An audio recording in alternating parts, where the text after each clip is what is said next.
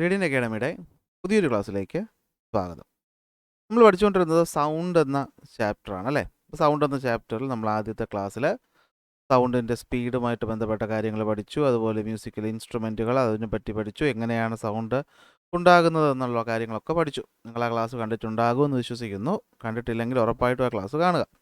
നമ്മുടെ പ്ലേലിസ്റ്റിൻ്റെ ലിങ്ക് താഴെയുണ്ട്. ആ പ്ലേലിസ്റ്റ് പോയി കഴിഞ്ഞാൽ നിങ്ങൾക്ക് ഈ വർഷത്തെ ഫിസിക്സ് എല്ലാ ക്ലാസ്സുകളും നമ്മുടെ ചാനലിലുണ്ട്. അപ്പോൾ പരീക്ഷയൊക്കെ ആകാറാകുന്നു. റിവിഷൻ ചെയ്ത് തുടങ്ങേണ്ട സമയമായി. അപ്പോൾ നിങ്ങൾ ഉറപ്പായിട്ടും ആദ്യം മുതലുള്ള ചാപ്റ്റേഴ്സൊക്കെ റിവൈസ് ചെയ്ത് തുടങ്ങുക. നമ്മളിപ്പോഴേ പഠിച്ചു തുടങ്ങിക്കഴിഞ്ഞാൽ നമുക്ക് ഫൈനൽ എക്സാം ഈസി ആയിരിക്കും.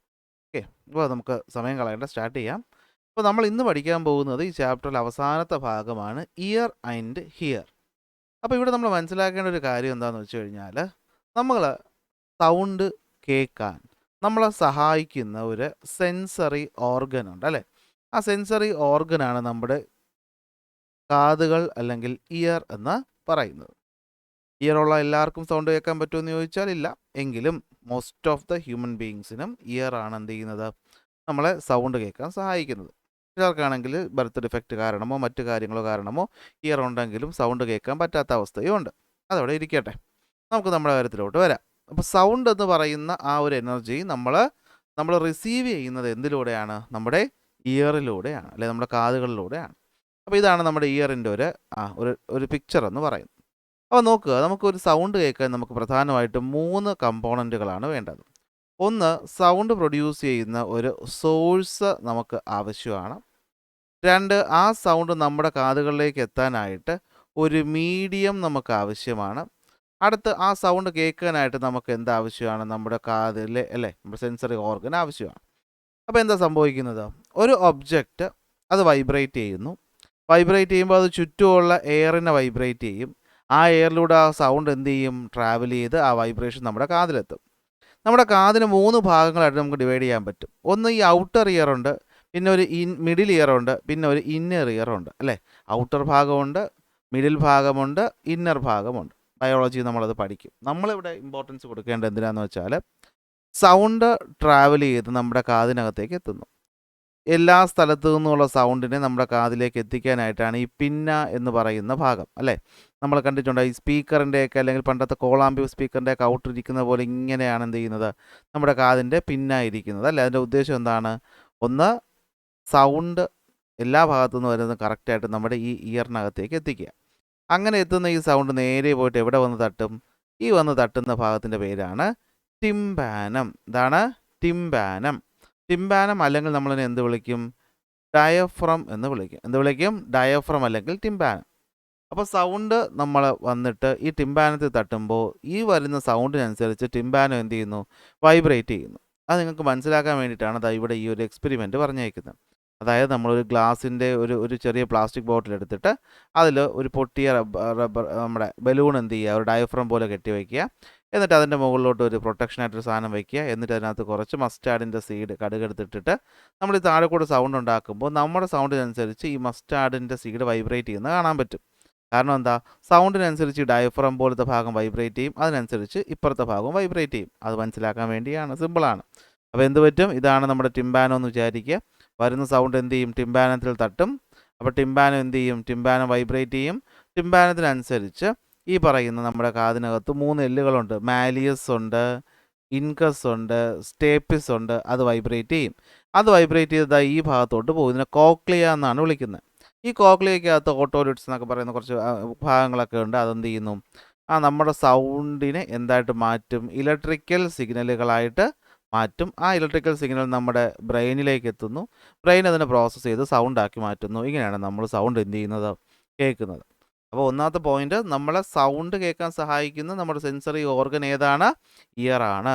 ഒരു സൗണ്ട് കേൾക്കാൻ നമുക്ക് എന്തൊക്കെ വേണം? ഒരു സോഴ്സ് വേണം, അത് സഞ്ചരിക്കാൻ ഒരു മീഡിയം വേണം, നമ്മുടെ ഇയർ വേണം.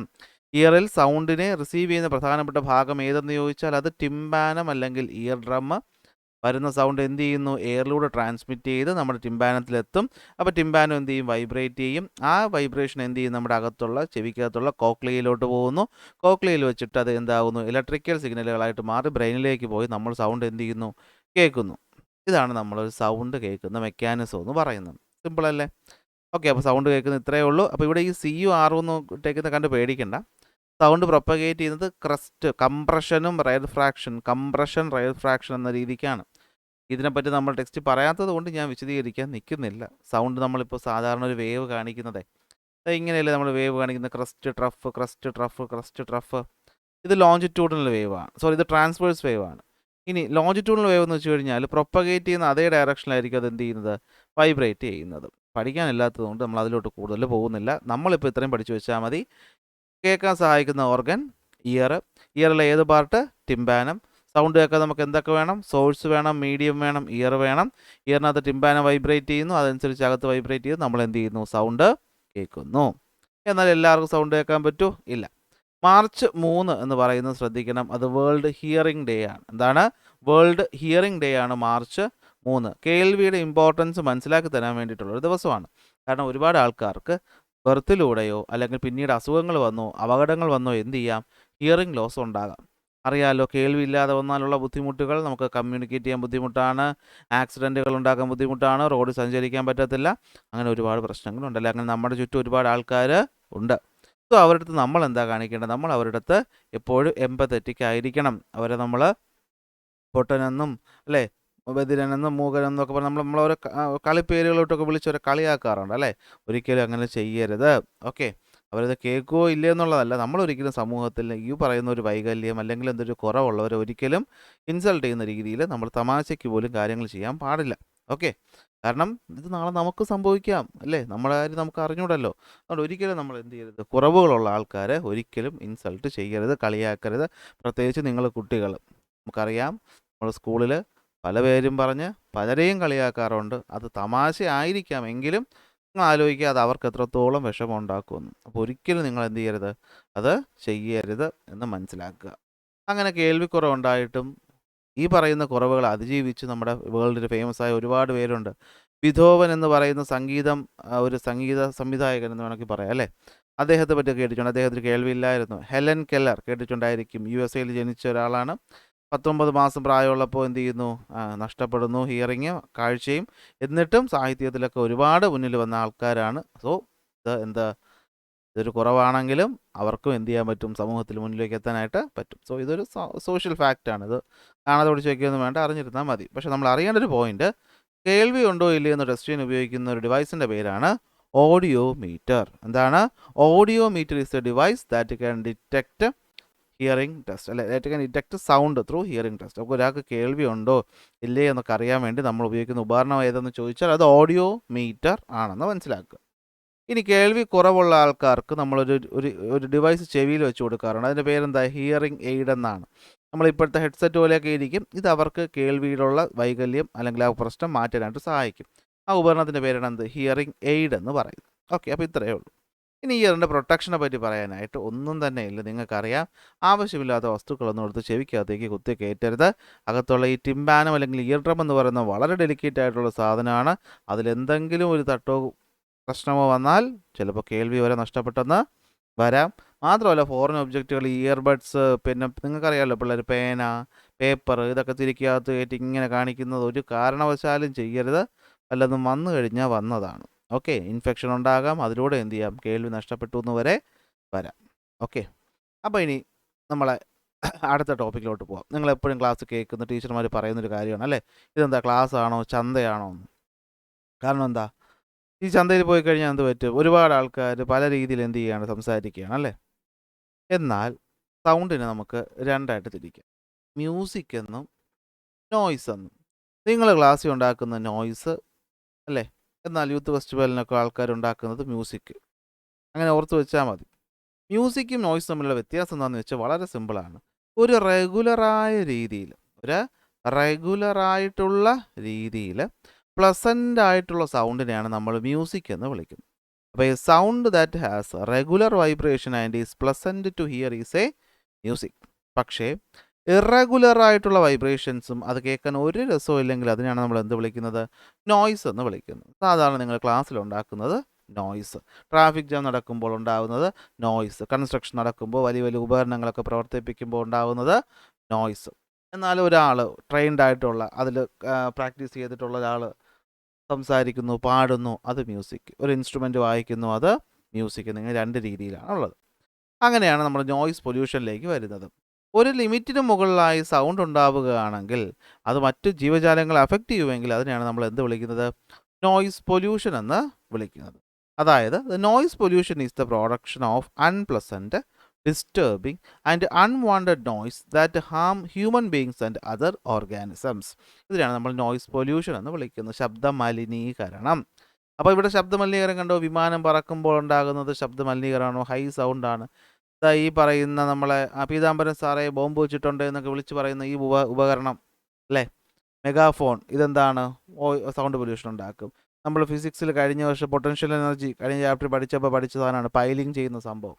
വണ്ടികളിൽ ആവശ്യമില്ലാത്ത ഹോണടി, ട്രെയിനിൻ്റെ ശബ്ദം, ഫാക്ടറിയിൽ നിന്നുള്ള ഒച്ച, ഇതൊക്കെ എന്താണ്? അത്ര രസമൊന്നുമില്ല കേൾക്കാൻ. അൺപ്ലസൻ്റ്, ഡിസ്റ്റർബിംഗ് ആണ്, അത് അൺവാണ്ടഡും ആണ്. അപ്പോൾ ഇങ്ങനത്തെ കാര്യങ്ങൾ ഉണ്ടാകുമ്പോൾ നമുക്ക് എന്ത് പറ്റും? നമ്മുടെ ഫിസിക്കൽ ഹെൽത്തിനെ ബാധിക്കും, കേൾവി ശക്തിയെ ബാധിക്കും. മാത്രമല്ല ഒരുപാട് സൗണ്ട് കേൾക്കുമ്പോൾ നമുക്ക് ദേഷ്യം വരും അല്ലേ. അപ്പോൾ നമ്മുടെ മെൻ്റൽ അതുപോലെ നമ്മുടെ ഇമോഷണൽ ഹെൽത്തിനെ വരെ എന്ത് ചെയ്യും?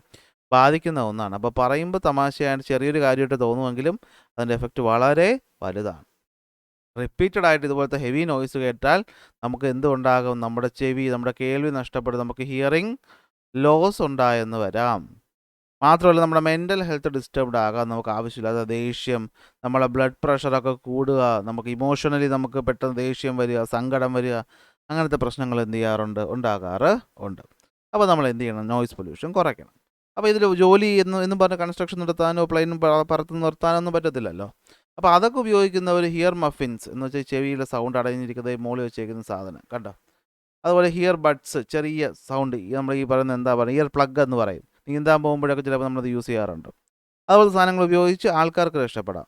നമ്മളെ ബാക്കിയുള്ളവർ രക്ഷപ്പെടുത്താനുള്ള വഴി എന്താണ്? ഒന്ന്, എയർ ഹോണുകൾ യൂസ് ചെയ്യാതിരിക്കുക. വണ്ടിയിലെ സൈലൻസറുകൾ, ഇപ്പോൾ നമുക്കറിയാമല്ലോ ബുള്ളറ്റിനകത്ത് സൈലൻസർ മാറ്റി വയ്ക്കുക, അതൊക്കെ ഇപ്പോൾ MVD പൊക്കുന്നുണ്ട് അല്ലേ. എന്നാൽ ഈ പറഞ്ഞ ആവശ്യമില്ലാത്ത സൗണ്ട് ഉണ്ടാക്കുന്ന വണ്ടികൾ ഓടിക്കാതിരിക്കുക. ലൗഡ് സ്പീക്കറുകൾക്ക് നമ്മൾ ഉപയോഗിക്കുമ്പോഴത്തേക്കും ഏതാണ്? ഈ ഹോൺ ടൈപ്പ്, കോളാമ്പി പോലെ ഇരിക്കുന്നത്, ഇതുപോലത്തെ ഈ പണ്ടത്തെ ഉപയോഗിക്കുമായിരുന്നു, ഭയങ്കര സൗണ്ടാണത്. അതുപോലത്തെ ഉപയോഗിക്കാതെ സാധാരണ സ്പീക്കറുകൾ ഉപയോഗിക്കുക. മരങ്ങൾ നട്ടുപിടിപ്പിച്ച് സൗണ്ടിന് നമുക്ക് എന്ത് ചെയ്യാൻ പറ്റും?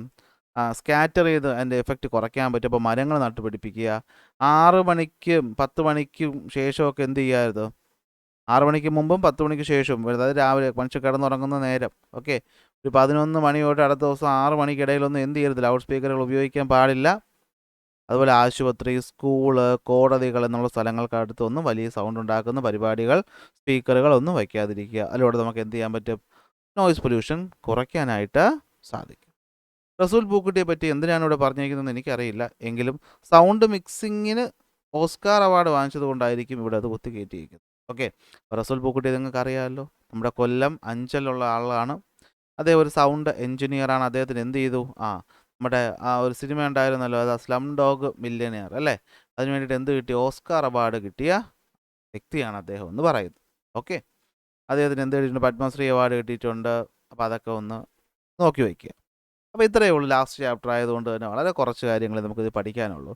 ലെറ്റ്സ് അസസ് ഭാഗത്തിൻ്റെ ചോദ്യങ്ങൾ നമുക്ക് അടുത്തൊരു ക്ലാസ്സിൽ എന്ത് ചെയ്യാം? വിശദീകരിക്കുക. അപ്പോൾ ഇന്നത്തെ ക്ലാസ് ഇഷ്ടപ്പെട്ടെങ്കിൽ ലൈക്ക് ചെയ്യുക, ഷെയർ ചെയ്യുക, സബ്സ്ക്രൈബ് ചെയ്യുക. അടുത്ത ക്ലാസ് നമുക്ക് അടുത്ത ടോപ്പിക്കുമായിട്ട് കാണാം.